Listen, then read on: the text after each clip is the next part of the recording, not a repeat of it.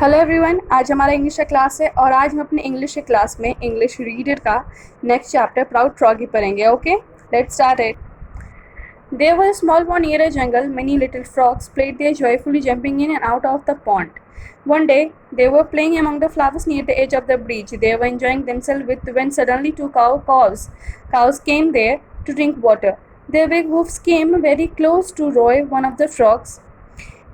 एक जंगल में एक तालाब था, ठीक है, और वहाँ पे कुछ फ्रॉग यानी कि मेंढक वहाँ जाते थे और वहाँ पे खेलते थे, बहुत हमेशा एंजॉय करते थे, पानी में ऊपर नीचे छपाक करते रहते थे. तो एक दिन क्या हुआ कि वो लोग खेल रहे थे फ्लावर उस एज पे, तो दो बड़े काव आए, ठीक है, गाय आए, और एक रॉय नाम का जो एक था, उनका जो मतलब जो बड़ा बड़ा उस काव के ना बड़े बड़े हूफ्स थे, यानी कि जो पंजे होते हैं ना वो थे.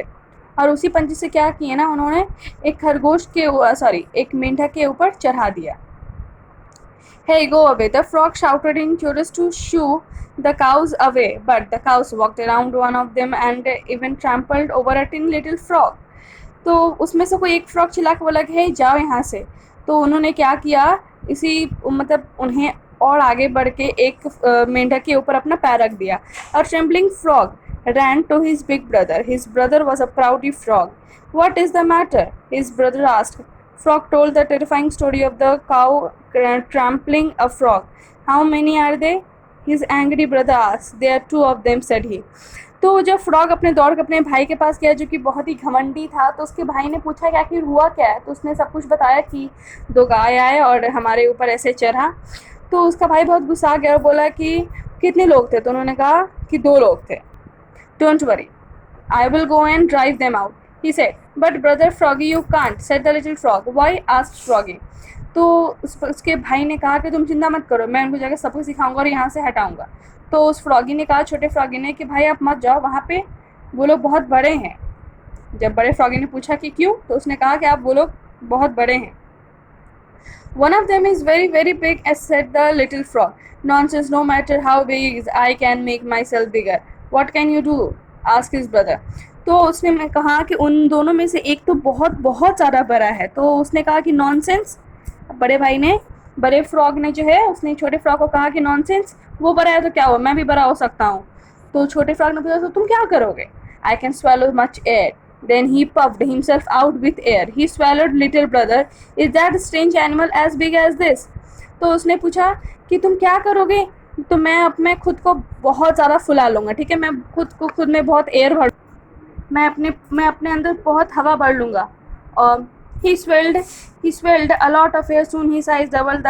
Then holding his breath, he asked his little brother, is that strange animal as big as this?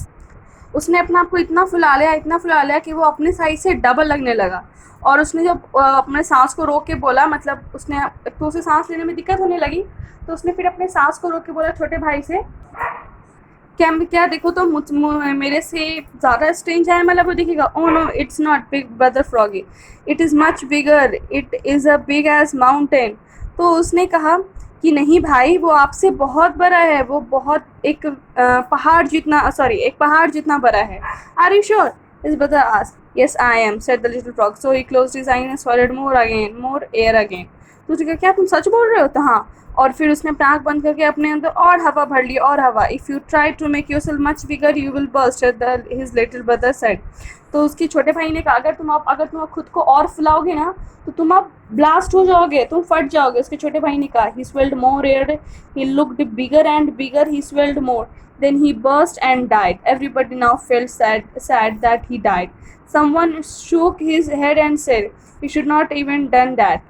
Even if he were as big as the enemy, he only had air inside him after all.